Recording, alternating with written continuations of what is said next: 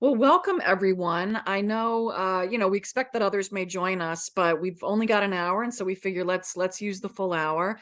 It's so great to see all of you. So many of you have been with us through all of the professional development workshops we've had over the past week. We appreciate your dedication and your curiosity and your investment in this work.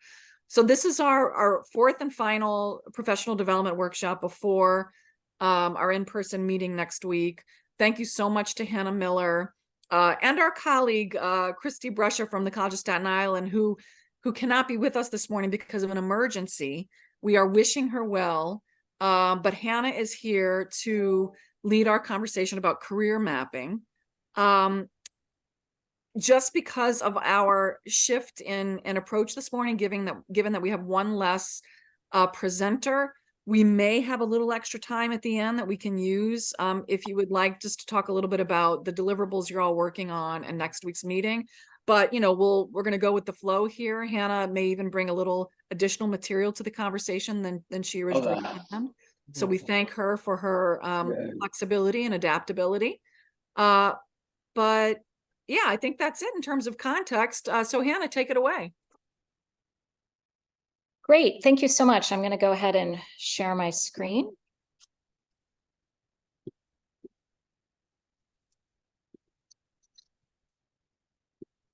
All right, can everyone see my screen okay?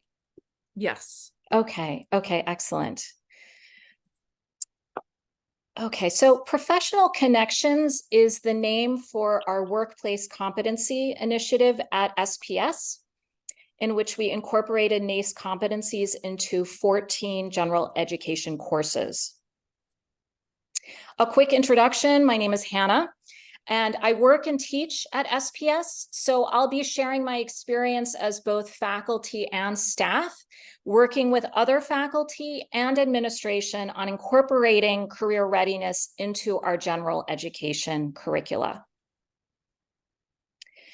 I think we're all familiar with the debate surrounding the value of a liberal arts education. Is it primarily to cultivate well-rounded critical thinkers or to prepare individuals for diverse career paths? This question looms large for us in general education at SPS, where many of our students are coming back to school because of desired career progression.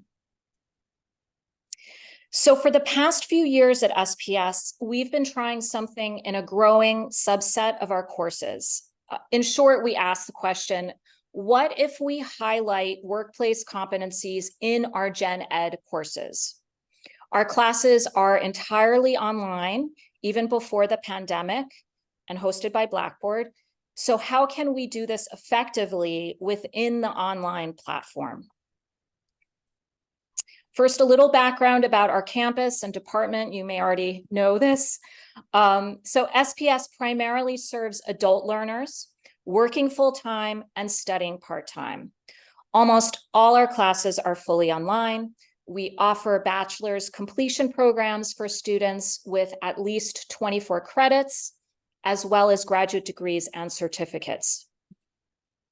Gen Ed is one of the largest programs at SPS. It offers essential course requirements and electives for all programs at our school.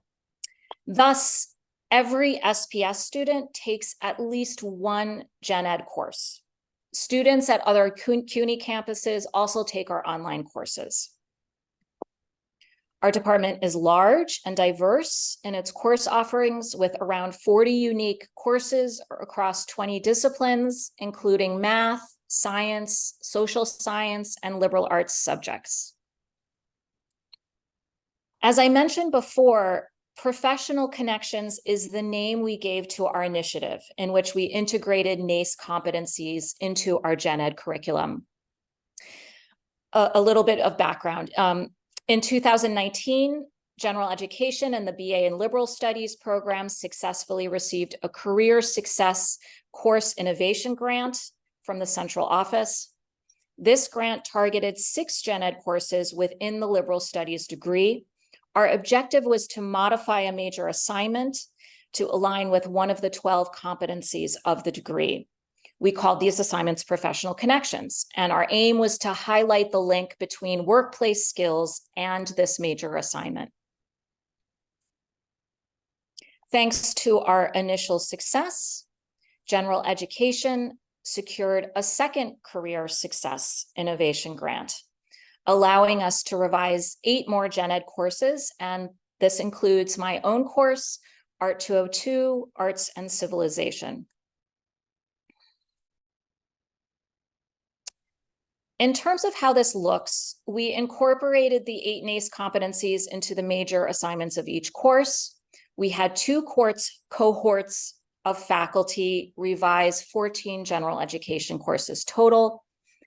In each case, the faculty member determined one single NACE competency to integrate into their course. And then worked in cross-disciplinary cohort to get feedback on their assignment designs.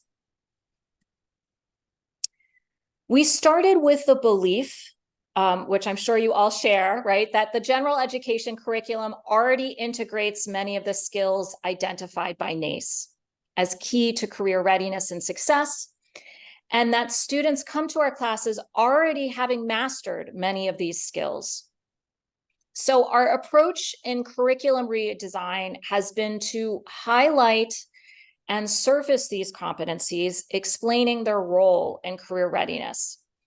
We also wanted to give students an opportunity to not only practice a competency in the classroom, but articulate these skills to themselves and others. The idea was to close the, quote, awareness gap that some speculate to be even more detrimental to undergraduate employability than the so-called skills gap. We found this an effective approach because integrating workplace competencies doesn't need to be difficult, right? As we've been discussing. So the purpose of our revision was to highlight, reframe, and encourage reflection. We drew upon an experiential learning model. So the process for students looks like this. Students are told about the workplace competency they'll explore at the beginning of the semester, and they're told which particular major assignment is going to hone in on that competency. Then they complete the assignment, practicing the competency as they do so. Next, students are given the opportunity to reflect on their experience. This can be alone or through an intervening assignment, such as on the discussion board. After that, they complete a formal reflection assignment where they conceptualize what they've learned through their experience. Lastly, students are able to apply their learning either in future assignments and hopefully outside of the classroom. So here's a bird's eye view of our NACE curriculum map. You are seeing a list of courses matched to different NACE competencies.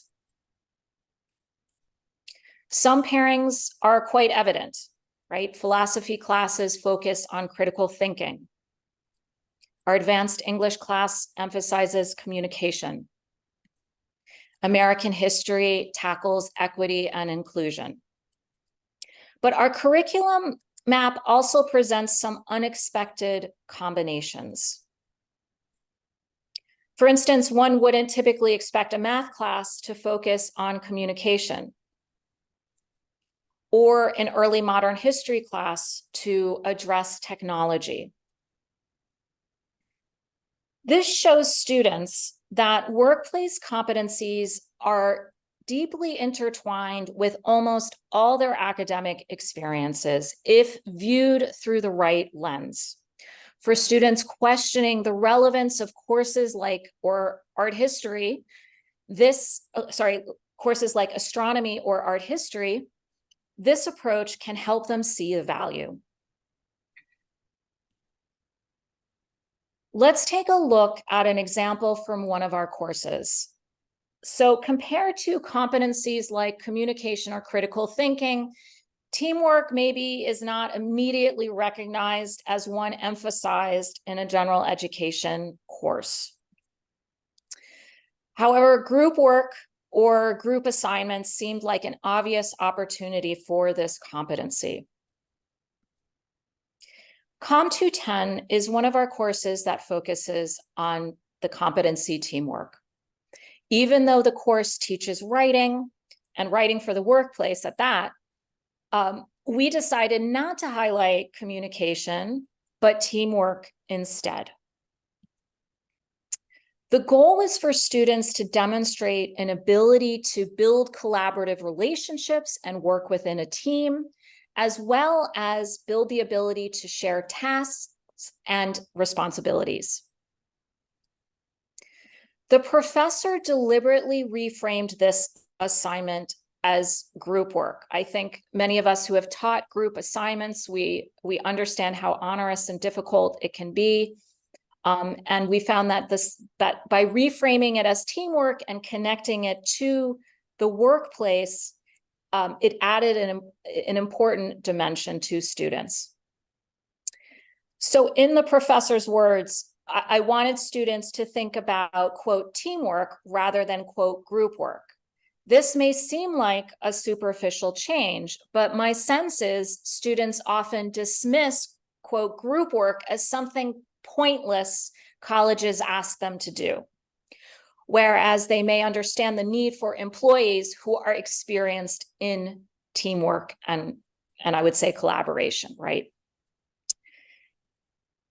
So in addition to renaming this assignment, the professor included a formal reflection in the form of an interview.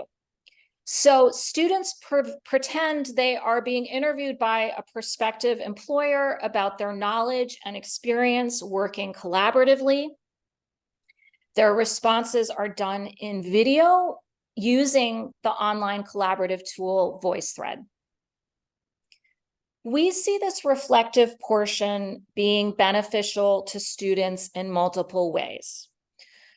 Perhaps the most obvious is that it serves as interview practice, but also hopefully it helps students recognize that their classroom experience is inherently relevant and valuable to the workplace, and that what is needed is being able to articulate these skills and achievements to potential employers.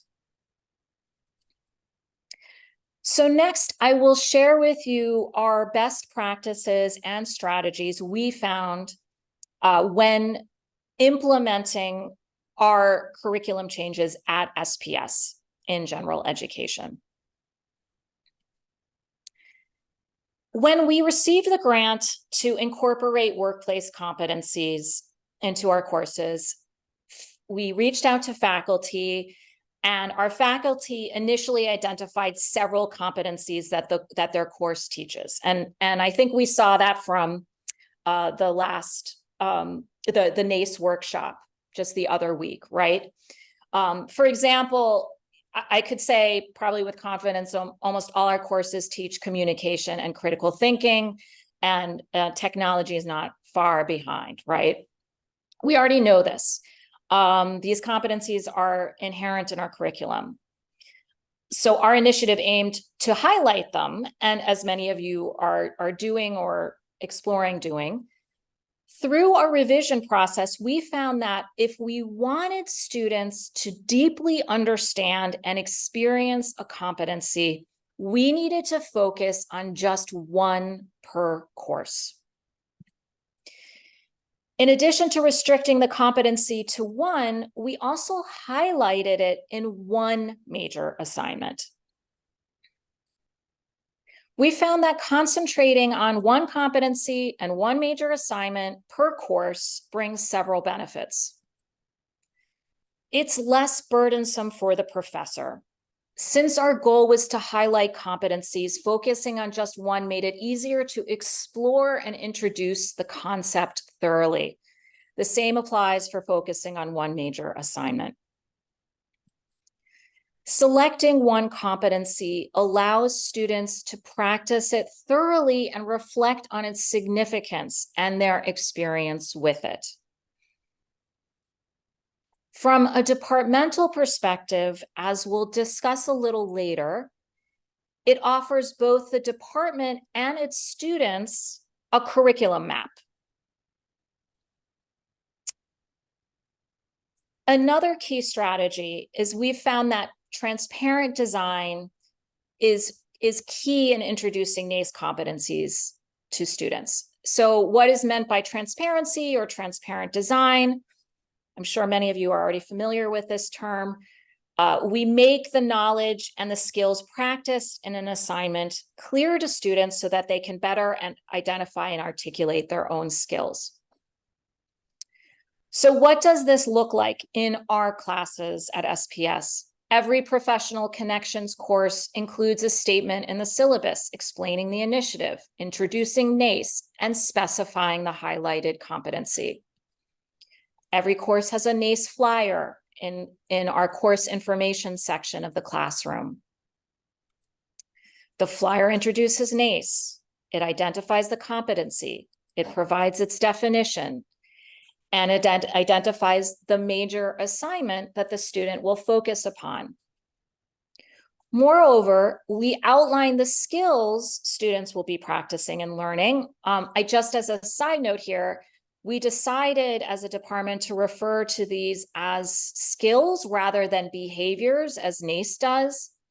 And we also invited professors to either use NACE's existing list of quote behaviors or tailor these skills to suit their assignments.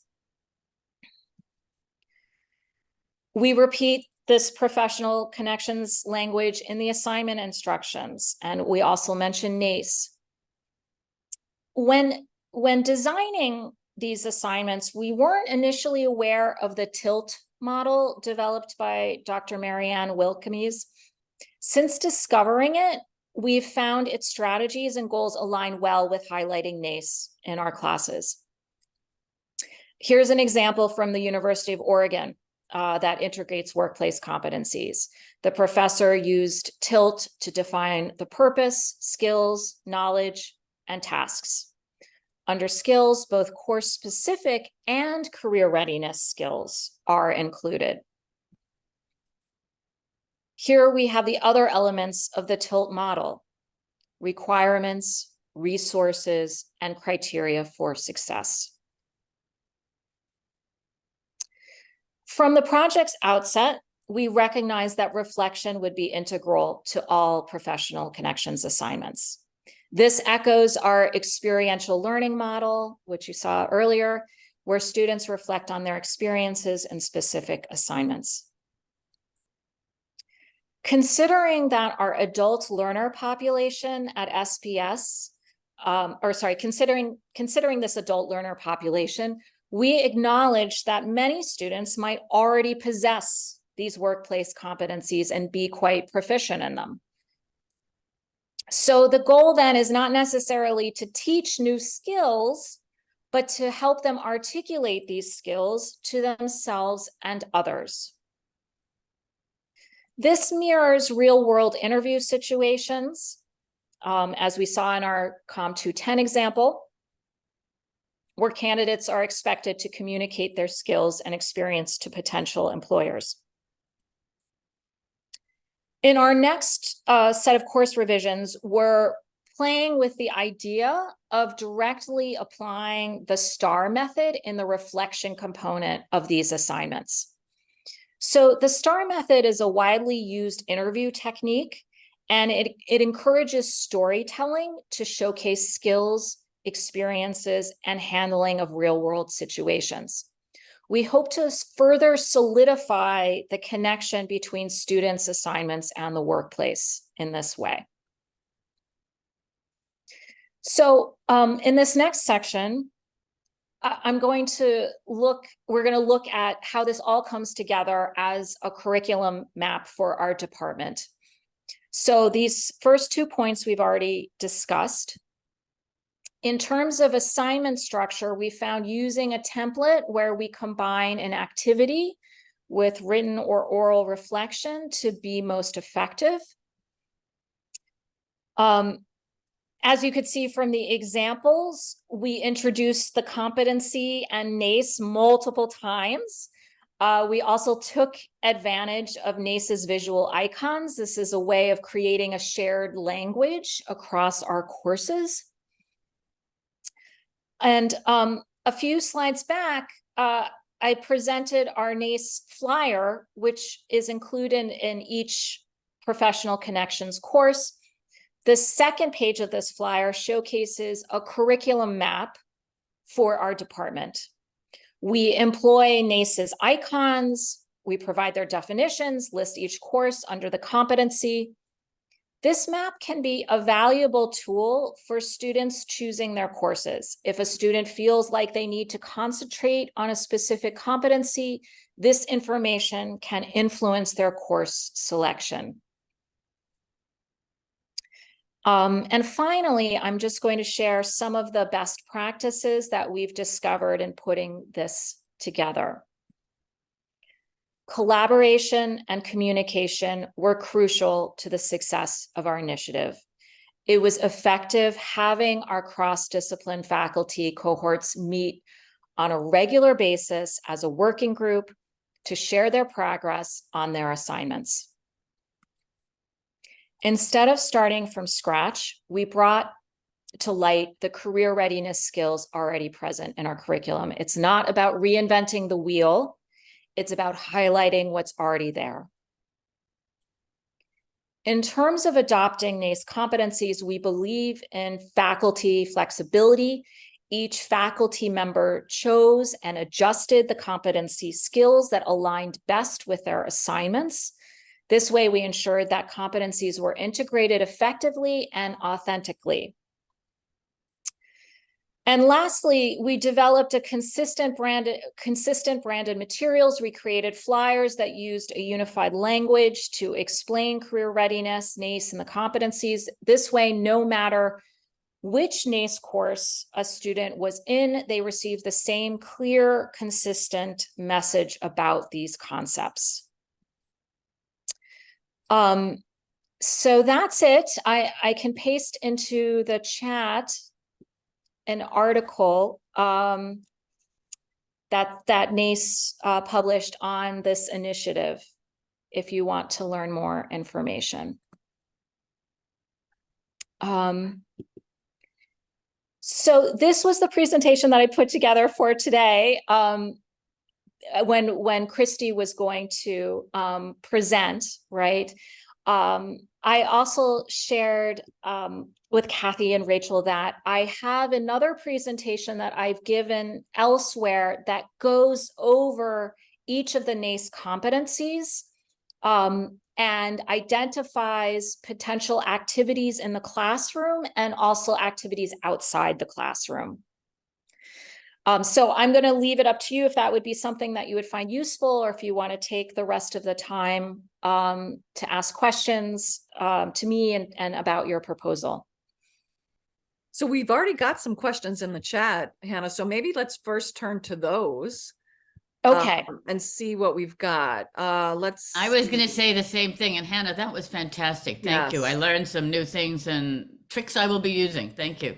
Absolutely. Sure. So Carmen is asking us about outcomes, right? Any preliminary outcomes of the effectiveness of this strategy? And Carmen, I wonder, do you want to add anything to that question?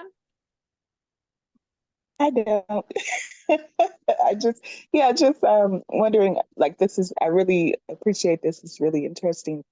But have you seen anything with like the student, like even the student attitudes towards it, faculty members?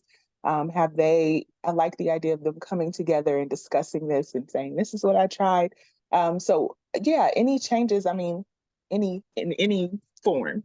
Yes. Yeah. Thanks. That's a great question. And it's really our next question for our department too.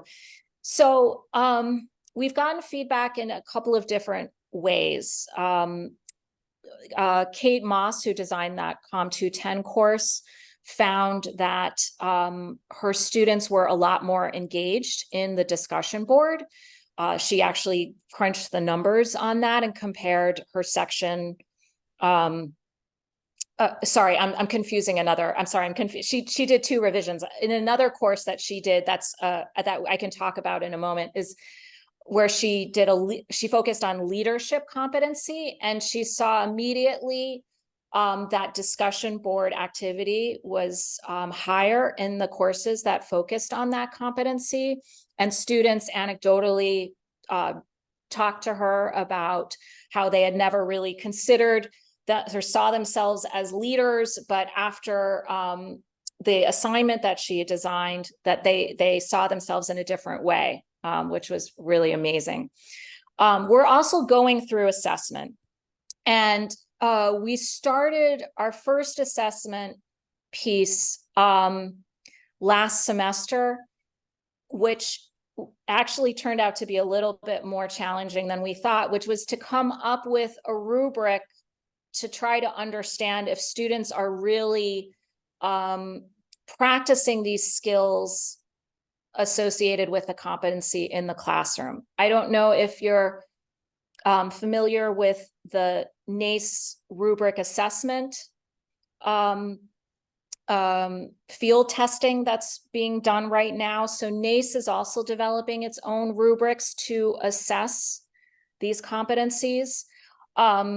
So our goal is to do more formal assessments. We're trying to figure out how to do that. And then other feedback anecdotally in my class, I teach art history.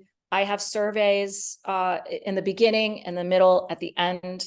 And what I've found is that there's certainly a group of students who are taking my class because they need to fulfill a requirement, and they don't see any relationship between art history and, you know, their career in computer science or nursing or whatever.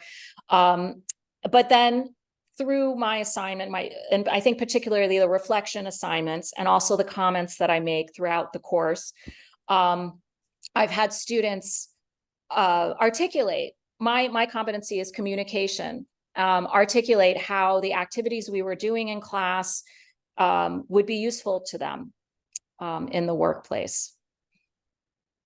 So, okay. One thing I love, Hannah, I mean, because we've seen examples in the past, and we've talked a lot about the value, as you indicated earlier, of you know, communicating the whole range of competencies that are addressed in every class. But I love this focused approach of just lifting up one and going really deep, and then you know, pushing students to be reflective about it. I mean, that it's so simple, but it seems like such a brilliant strategy. Yeah. I'm so glad we went in that direction. And I think, honestly, given the 8 competencies, I think they're a bit overwhelming to students to take all of those 8 competencies in and really understand. And we have really creative and interesting ways that professors are addressing the competencies. For example, in critical thinking, that, you know, their competency is critical thinking. The assignment is actually to look at NACE's definition and to see, is that really critical thinking based on what they've been doing in the class? What would you add to it, as well as how would it apply in the workplace? So it allows students to really grapple with these ideas. I'm a big personal advocate or believer, I should say, that, you know, students are going to be future employers, and they need to contribute to this conversation of what they think are the most important competencies and how they personally define the competencies according to their own, you know, ethical or personal outlook. So I think that focusing on one allows us to have those deeper conversations. Medora, I saw your hand. What's on your mind? I had a sort of question / comment. Firstly, thank you so much. This was so eye-opening. And the part that I really liked was about transparency. Transparency both to students, but also this whole design kind of brings out the relevance to faculty as well. Yes. And because there are faculty who will wonder, why do I need to do this in my classes? And that is where kind of my question comes in, because you obviously have more experience with this than I do. In that you come from a kind of more professionally oriented school. Yes. With a certain kind of student demographic, older students or students who already have experience with workplaces. And I come from John Jay College. And just the other day, I teach business writing, or even in my other classes, I was talking to students, and they're like 18, 19-year-olds, and their experience of work is very different. And so my question really was that in terms of your student demographic, do you have any idea about how we could in a more targeted way, adapt some of this to the kind of students we have? So, for example, I come from a school of criminal justice where students come in with certain kinds of aims, but not specifically to that, but any kind of response you had would be valuable. That's a great question. I think that maybe just off the top of my head, having more discussions about what might be expected in the workplace, or what might be asked in terms of interviews or during application process. I've heard anecdotally from other colleagues who work at other campuses that either students are extremely anxious about getting a job, or they just don't want to think about it, right? I think they're both anxiety responses. So as much as you can bring those conversations in, we've found that as much as we sometimes struggle a little bit with NACE and how they maybe characterize things or what they choose, NACE is it's an authority. So for those students who are like, this is academia, what can it tell me really about the real world? I feel like NACE is an organization that you can call upon as an authority, and they have a lot of material that expresses what employers are looking for that you can draw upon. So I hope that's helpful.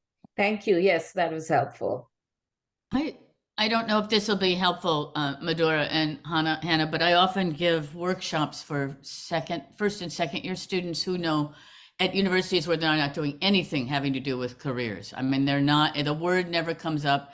And I often do a little word cloud thing where they write the 3 courses they think are the most useless courses in terms of anything they'll be doing after college. And that's always a fun assignment. And it's always interesting. It's usually, sorry to say, art history is often in the list. Yes. But so is calculus. Or astrophysics, or other common.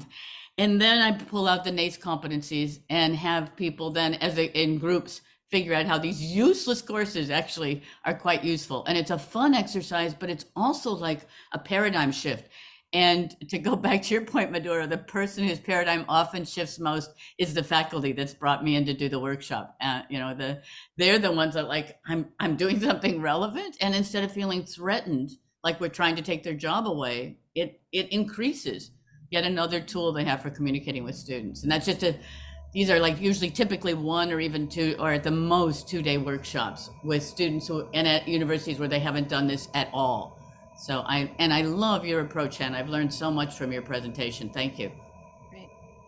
And one of the things I wanted to note is the fact that this workshop was pitched as a mapping workshop, and I saw this comment actually in the chat, so I just want to reinforce it. But the kind of coordination that I think, Kathy, you noted this, and someone else too, the coordination that this demands of the faculty who are working together, because you don't want every course, when you look at the curriculum map, you don't want every course to highlight communications, right? Right. So there needs to be some balance here, Yep. so that ultimately every competency is being addressed and students have options. And so that kind of mapping is really wonderful. You know, I think I saw Glenn here. Glenn, are you with us? Glenn Patterson from City College, because I wanted to note, as we talk about career mapping, it's interesting, and I think Kristi would have brought this to our conversation today. The Office of Careers and Industry Partnerships is actually going through some career mapping exercises with faculty, and it's not the kind of mapping that Hannah has beautifully described. It's a little bit different. And I wondered, since Kristi is not here, Glenn, if you're with us, is it possible for you to share a little bit about your own experience? But I'm totally putting him on the spot, and he's muted now. So maybe I just flag the fact that there's an opportunity for us to explore yet another iteration of mapping. And since Kristi wasn't with us today, we'll certainly make her materials available. But I could speak up a little if you want. Oh, Sarah, yes. Could you? Because I'm from CSI. Thank you. That would be great. Yeah, so I don't know if you have her materials. I mean, I don't want to put everyone on the spot to pull it up, but the basic idea is that just as we have a 4-year plan for our curriculum, we have a corresponding 4-year plan for career readiness. And so students look at both sides of their 4-year plan and work accordingly for 4 years. It puts them in a much better position when they get out, and also it helps them, you know, sort of see how their courses work together with their preparation for a career. So they have it in a beautiful colored map. I probably could pull it up and share it, but because it's on the web. Oh, that would be awesome. Just because it helps us to see sort of a different way of thinking about the mapping. Yeah. And in fact, I think partially it's because you need less faculty buy-in for this. You know, it's and because there are some faculty, especially research-oriented faculty, that are not going to get involved in this. And so students can follow along even without every faculty member being part of it. That's great. Hannah, if you could unshare, it would give Sarah the opportunity to share. I'm looking to see if, here I can share my screen. Let me just come back to the Zoom meeting and do a share screen just so everyone can see that. There we go. So here is our academic program in the blue, and career readiness in the orange. And you know, the faculty who are on board with this and our advisors help students out with the career milestones, and they follow it along. And even faculty who are not involved have this in front of them, so they can give advice on each one of the parts. This is great. I don't understand. Is this something every faculty member receives? How is this distributed, or how do students know about it? And is there some evaluation procedure for faculty who do or don't use this, or does it count as part of rewards and recognition, or how does this work? Well, it's actually our 4-year degree map, so we don't even have another 4-year degree map. And so faculty who advise always use this because we're trying to help students plan ahead as to which courses they should take. So it's all just in your department, or in all fields? I'm sorry? This is in all fields? No, this is just computer science, our department. I see. I'm sorry. Well, and my apologies. This is an initiative that the Central Office of Careers and Industry Partnerships is trying to scale up. So I think they worked with folks in the computer science department at CSI to develop this as a model, with the hope of doing this in other departments, not only at CSI, but throughout the system. And Glenn, who at maybe a later time can talk to us, as well as at least one other member of the fellows, has been engaged in this career mapping exercise too in their own department. So this is a strategy that Lauren Anderson has embraced as part of the Careers Across the Disciplines initiative. The more career maps like this that can be developed, the more we can all talk about the translation of academic program requirements to career readiness competencies. Sarah, if you could scroll down, because we're seeing things like create a LinkedIn account. A lot of them, and I spoke to Kristi just yesterday about this because I was, working on the documents, that deliverables that we have due, next week. A lot of them are not specific to computer science majors. Right. So, for example, explore career options. I mean, students want to think about their major and what their career options are in any major. So is a LinkedIn account. I mean, we want all students to have a LinkedIn account.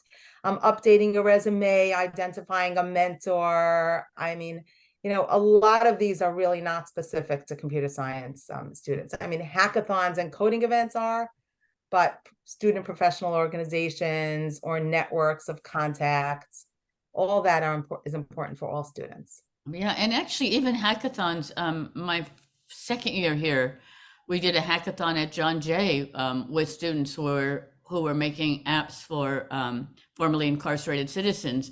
And that was sociologists, formerly incarcerated people, and people who actually had built the app, all doing a hackathon together. So it can have wide implications.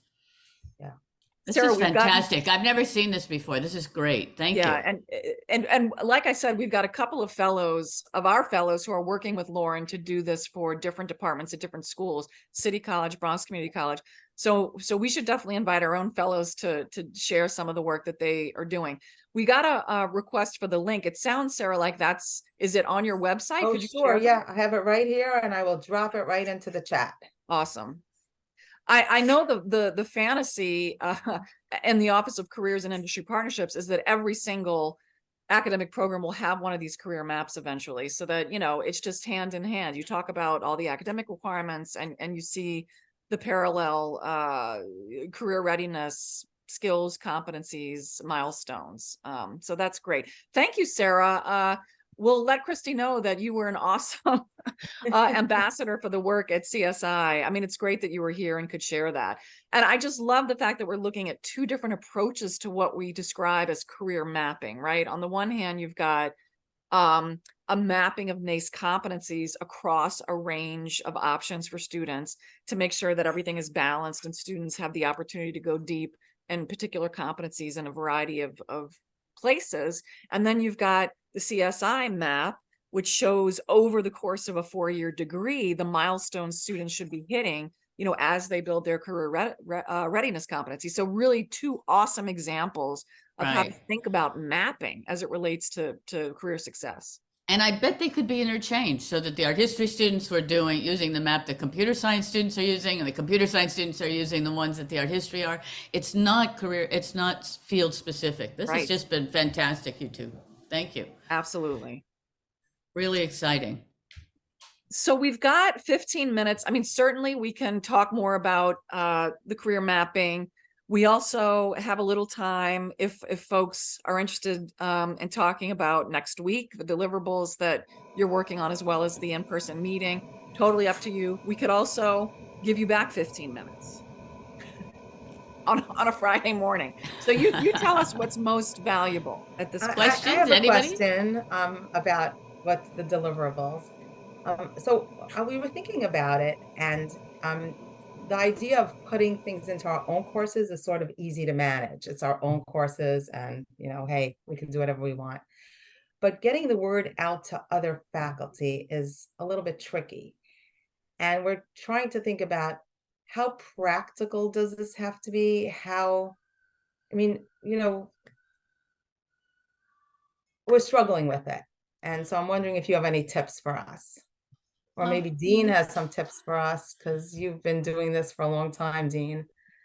One quick thing, and then I'm going to definitely defer to Dean, but even if you found out ways to do it in your own class and had a webinar for your department and just made it voluntary and invited your colleagues to come and see what you're doing in your department, that might work. And if it's on Zoom, that even is more open, but doing it very low stakes like that. So you're first calling together a coalition of the willing, people who are interested. I mean, personally, I find that's the best way to make transformation. If you try to mandate things, you're going to get an uprising that will have a bigger pushback than the effect. But if you say, we're trying something new and it's working, and we'd love to share it with you and make that as open an invitation as possible, think that's a great first step.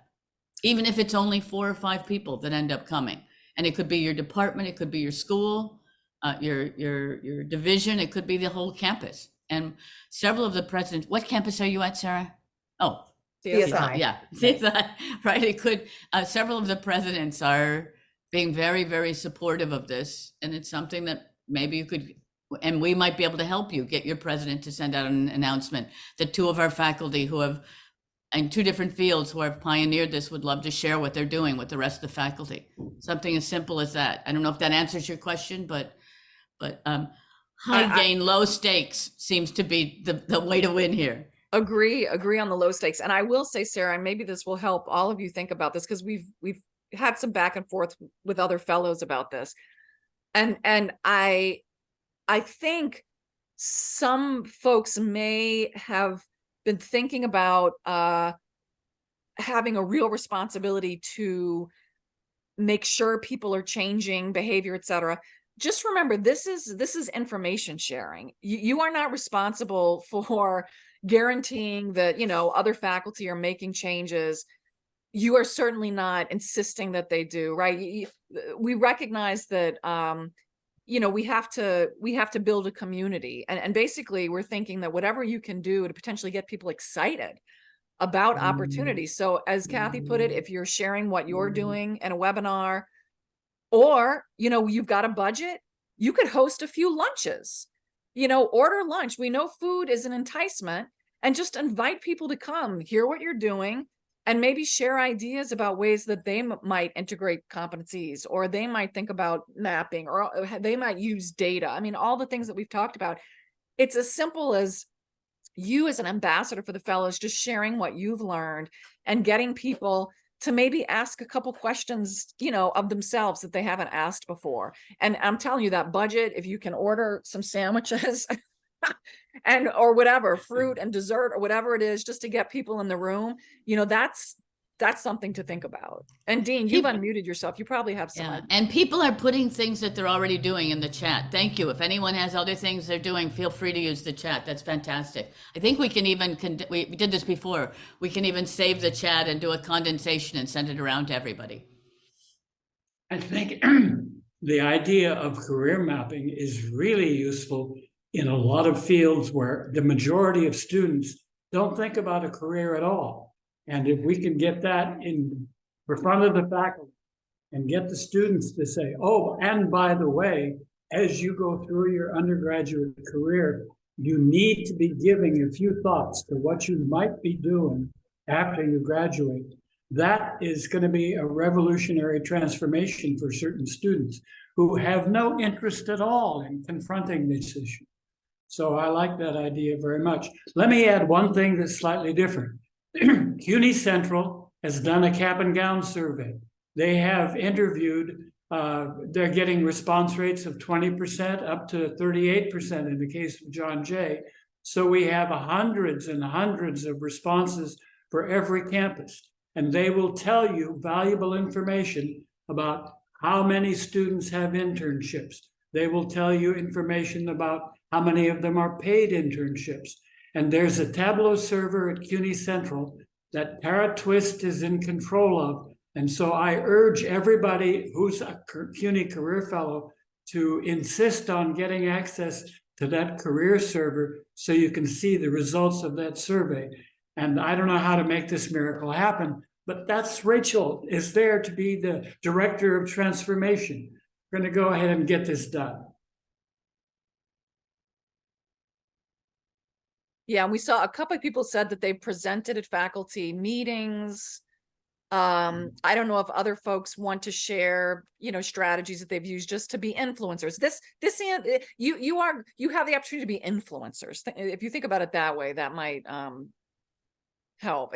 Sarah, is this getting? Yeah, I mean, we you know, we really prepared something, so it's not that we don't have something prepared, but I'm thinking maybe it's a little bit too big of a scope because, you know, Dean showed us some of that data where different majors go into different areas.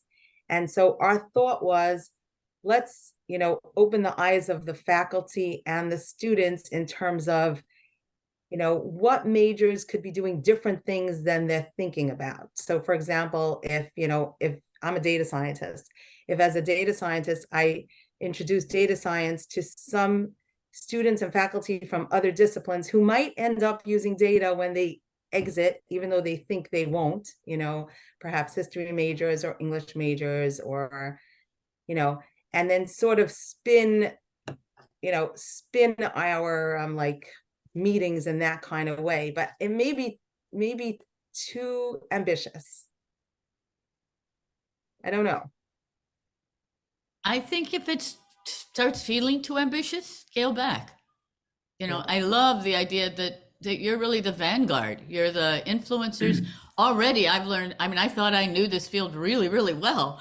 And I've been doing this a long time. And I've learned so many things just from this one session. In fact, from all of the sessions.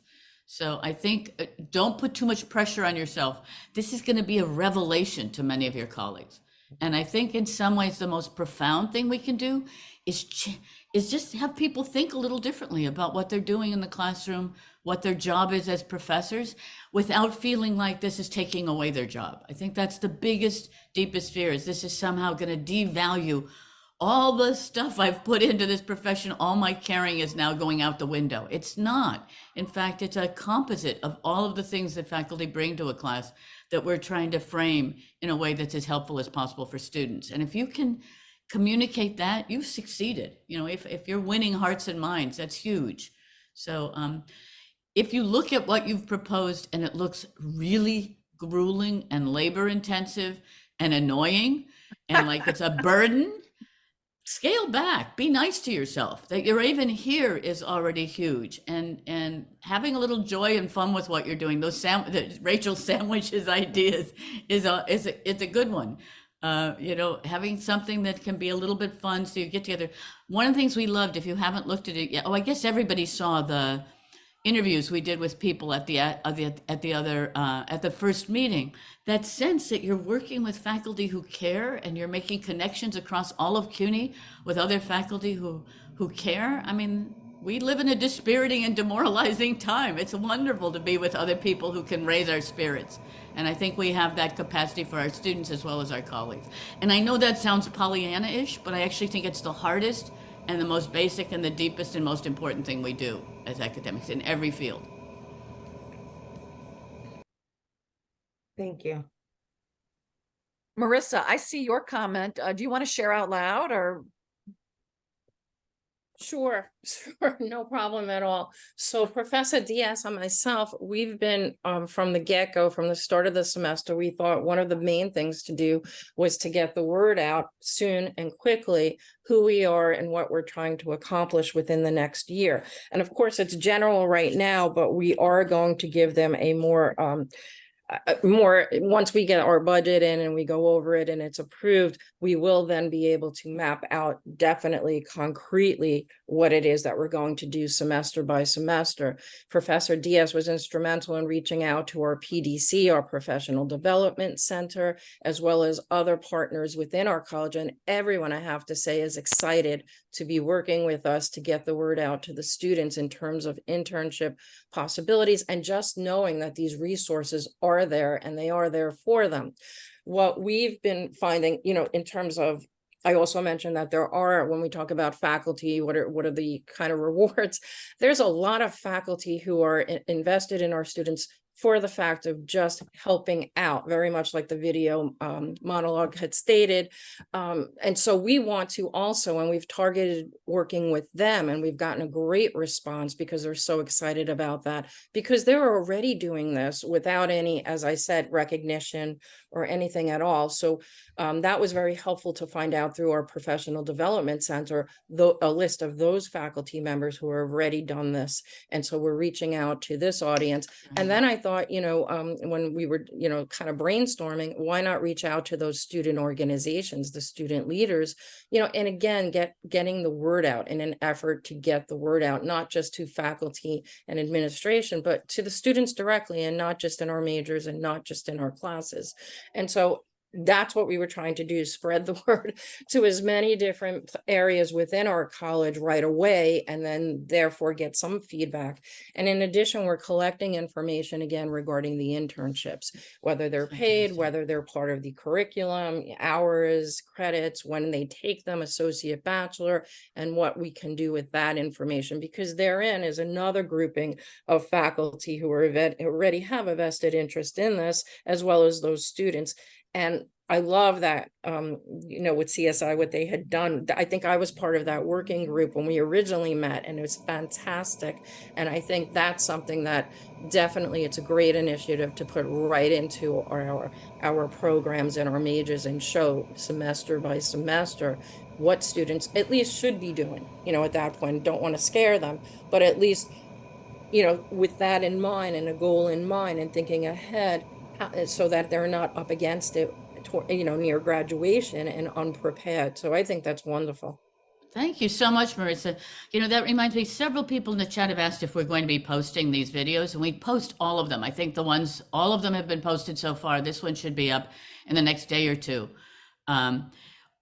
Your talks and the slides you send us are also going to be on the website. So you can use that already as a resource, because once everything is up, it'll be our job to help get that out and communicate that. So what you're doing, just by doing it, will already be a resource.